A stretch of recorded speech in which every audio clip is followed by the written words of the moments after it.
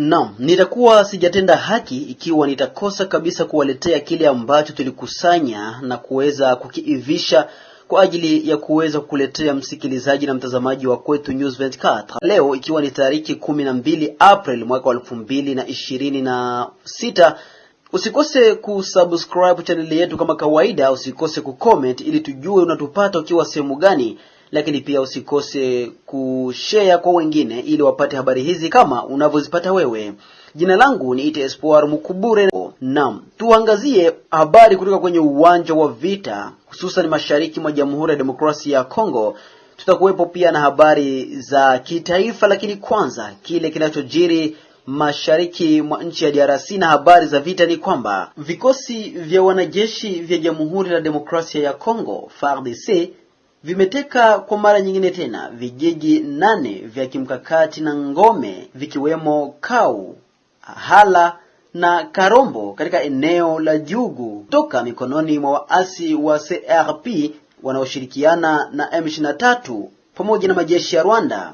Ripoti hiyo pia inaonyesha wanajeshi wawili wa Kongo waliojeruhiwa wakati wa mapigano hayo. Jeshi linatoa wito kwa wapiganaji waliosalia kuweka silaha chini huku operesheni za kijeshi zikiendelea. Habari zaidi kuhusu habari hizi utatupata habari zetu za hapo baadaye. Naam, tukisalia mashariki mwa Jamhuri ya Demokrasia ya Kongo na habari za vita, tuzungumzie habari za wazalendo huko Shabunda, ambako mzalendo mmoja ambaye anajitangaza kuwa ni generali au meja kwa Kiswahili kingine huko Shabunda jimboni Kivu ya Kusini, ajulikanaye kwa jina la Mswahili, amepelekwa huko Kisangani pamoja na watu wake wengine 17 wakiwa ni watu wake wa karibu. Huyo amechukuliwa na jeshi la taifa FARDC kutokana na makosa yake aliyokuwa akiendesha huko Shabunda ya kuweza kunyanyasa raia pamoja na vitendo vingine vya uporaji. Ndivyo alivyoshutumiwa bwana Mswahili akiwa ni kamanda wa kizalendo. Huyo alipochukuliwa na wanajeshi wa FARDC na kupelekwa moja kwa moja huko maeneo ya Kisangani kwenye mahakama ya kijeshi ili kujibu kwa makosa yake, alipanda ndege huko akidondokwa na machozi. Ndivyo zimetueleza duru zetu za habari. Duru hizo zimetaja kuwa kitendo cha kumshika kamanda huyo wa kizalendo bwana Mswahili na kumpeleka huko Kisangani ni moja kwa moja funzo kwa wale wote ambao ni wanajeshi wanaojidai kuwa wanalinda raia na mali yao na kulinda tofauti raia na kuonyesha vitendo vibaya kwa raia. Kuliko kulinda raia, wanapora na kunyanyasa raia hao. Bwana Izake Kilunga Rashidi ni kiongozi wa shirika la raia eneo hilo la Shabunda. Hapa alizungumza na Kwetu News 24 na kuweza kuzungumza kwa mapana na marefu jinsi hali ilivyokuwa. Kweli ya kwamba watoto wa nchi wapiganie kuingia mu reserve ya armée de la défense yenye tunaita RAD, lakini bwana Mswahili kwa general autoproclamé kajiita na yana kuwa mzalendo, lakini akaanza kufanya grave ya droits humains, watu kunyang'anya, kupiga watu fimbo, na wazalendo wengine wenye wanaheshimia sheria ya nchi wakaenda kumkamata. Ile kumkamata kukakuwa maechange de tir, malheureusement watu wake wana wakafariki, na wakaweza kumkamata yeye mwenyewe general autoproclamé Mswahili watu wake 17. Kwa msako iliweza leo tuko ilikuwa liset ndio waliweza kumkamata yeye na wale watu wa 17 wakawapeleka Kisangani porque wende kwa tambi na maestance judiciaire ya jeshi.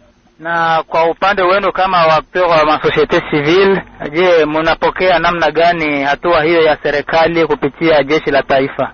Kitu ya kwanza tuliweza kushukuru serikali yetu ya Kongo kuweza kutuondoshea mtu mmoja alikuwa na nyanyasa wakaaji, kwa sababu kama mtu anaingia kwa reserve ya jeshi anapaswa kuheshimu sheria ya nchi, lakini bwana Mswahili hakukuwa anaheshimu tena haki za binadamu. Ndio maana tunaweza kushukuru jeshi yenye iliweza kumkamata na kwa leo kumpeleka Kisangani ili ajibu kwa matendo yake yenye alikuwa amefanya juu ya wakaaji. Sisi tunajua ya kwamba sheria imefanywa juu ya itumikishwe kwa wakaaji, kwa kila mmoja mwenye atakuwa amekosa sheria ya nchi. Alors kama alifanya makosa, wakati jiji atamsikiliza kwamba ataweza kuhukumiwa, na kama jiji ataona akufanya makosa, hapo wataweza kumwacha. Na tumesema ya kwamba kufia nchi, sisi wote tumefia nchi, sisi wote tumekuwa wazalendo, tumejitoa juu ya nchi, lakini tumeitwa kuheshimu sheria ya nchi, kwa sababu hakuweze kuwa vita lolote tutafanya sisi kama vile Wakongomani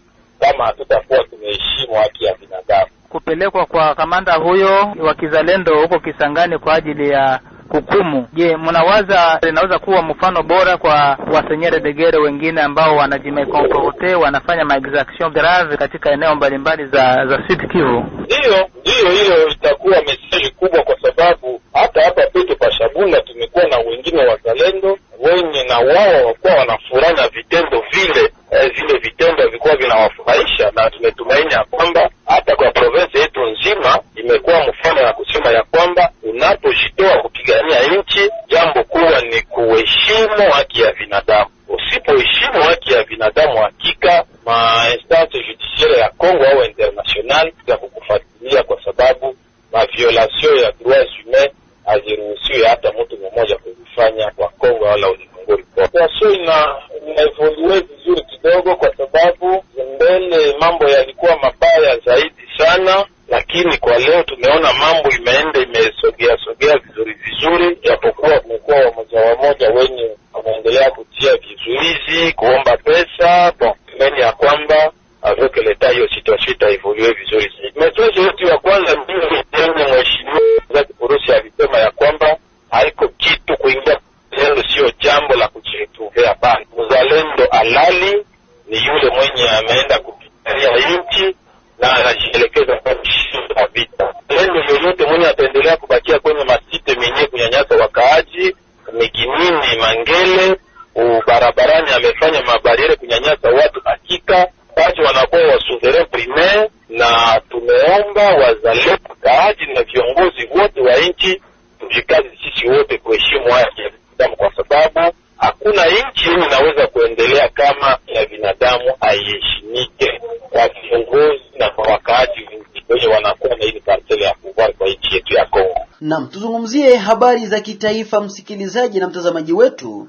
Marekani na Qatar zimeitisha raundi mpya ya mazungumzo kati ya waasi wa AFC M23 na serikali ya Jamhuri ya Demokrasia ya Kongo.